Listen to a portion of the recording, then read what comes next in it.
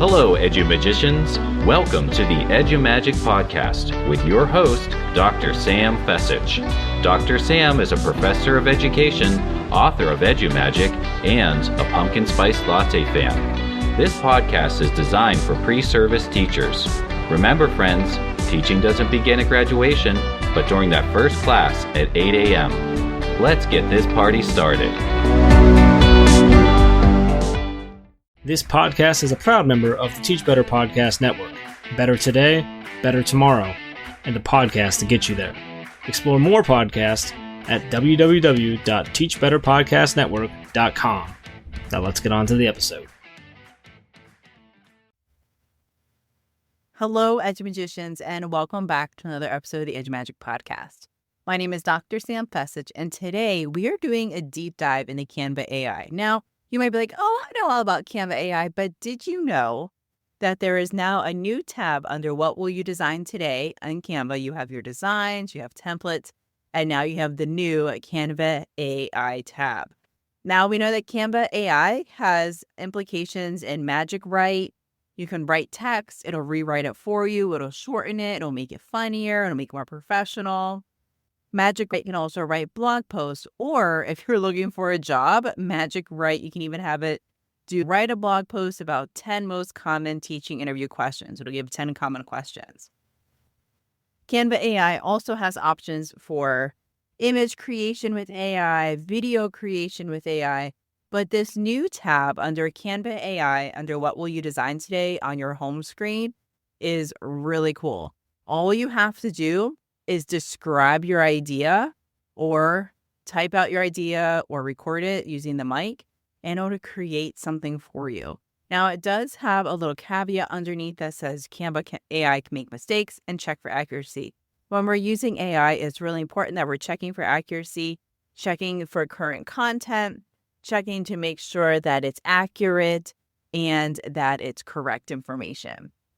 All right, so I'm going to go in and I want to have it describe an idea. So I want it to make a flyer for a scholarship. So I'm going to go ahead and type in flyer for a scholarship for a future teacher.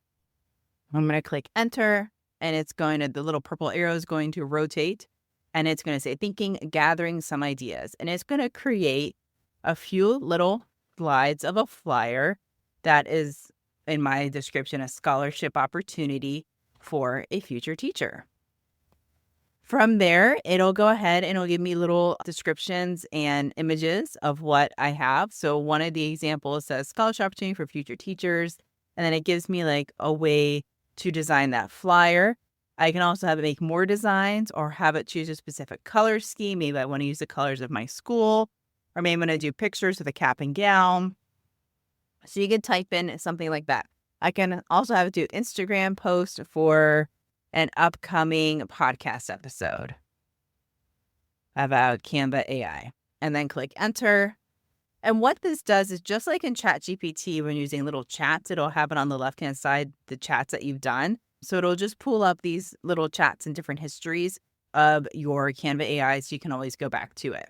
I had it create a little Instagram post for upcoming podcast episodes, and it has the title of the podcast episode and stuff that I can use to edit it. Doing different designs, pictures of the microphone, or modern colors. Instead of using a template, you can have it create an AI-generated post, flyer. It'll also create some really cool games.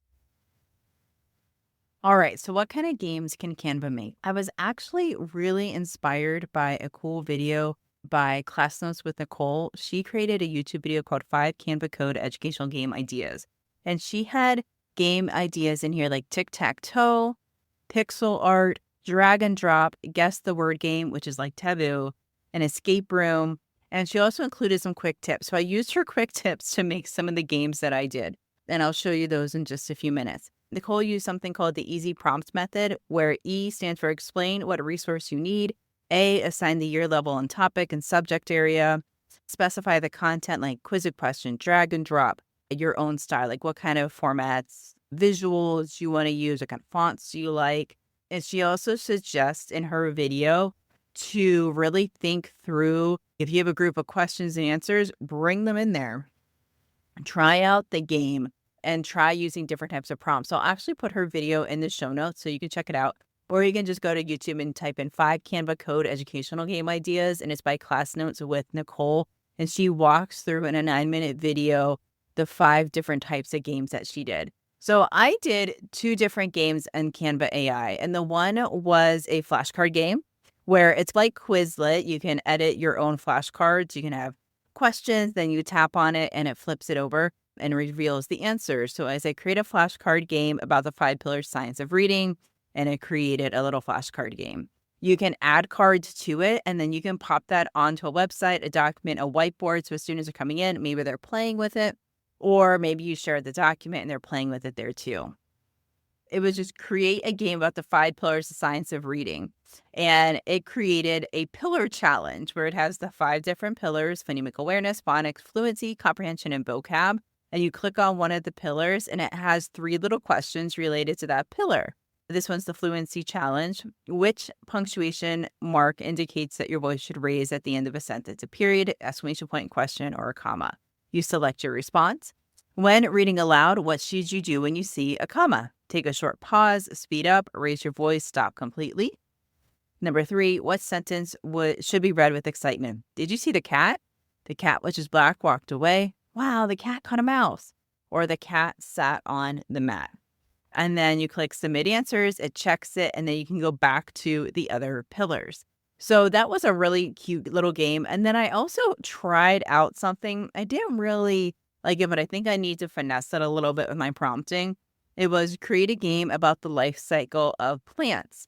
And it gave a little challenge where you had to click on the water, you had to click on soil, you had to click on sunlight, and your plant would start to grow. I think that's a really cool way to maybe review or recap the topics and talk about, okay, why do plants need sunlight? Why do plants need soil? Why do plants need water to grow? So again, I created a little flashcard game and a game about the 5 pillars of the science of reading. And then you can have it create different versions and continue to edit the different versions of your game. When you interact with your game, you would click use in a design and it can make it into a website, a presentation, a doc, or a whiteboard. The whiteboard's neat if you want to have that up as students come in. Maybe they're interacting with it a little bit as they're coming into the classroom space. You can click start the game, and then they would interact with it. And you can present that screen so then they are ready to go as they come into that space. So again, a lot of really neat ways that Canva AI is really upping the game for educational content.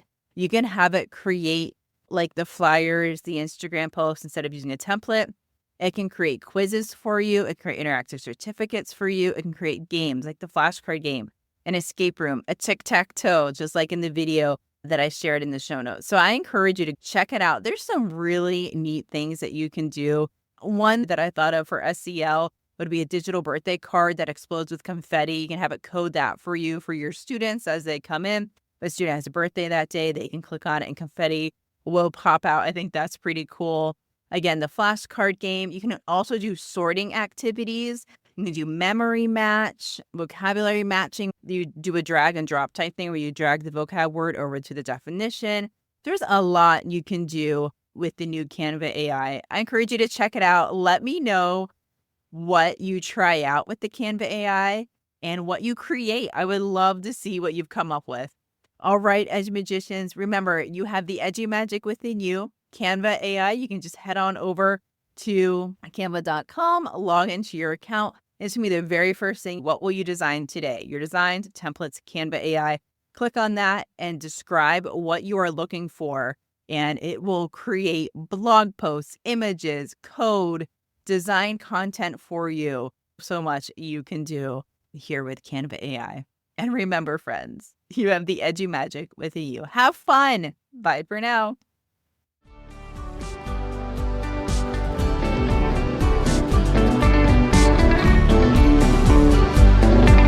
And there you have it, Edu Magicians.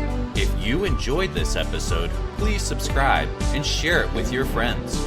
For more Edu Magic, check out sfessage.com and follow Dr. Sam on Twitter and Instagram @sfessage. Until next time, you have the Edu Magic within you.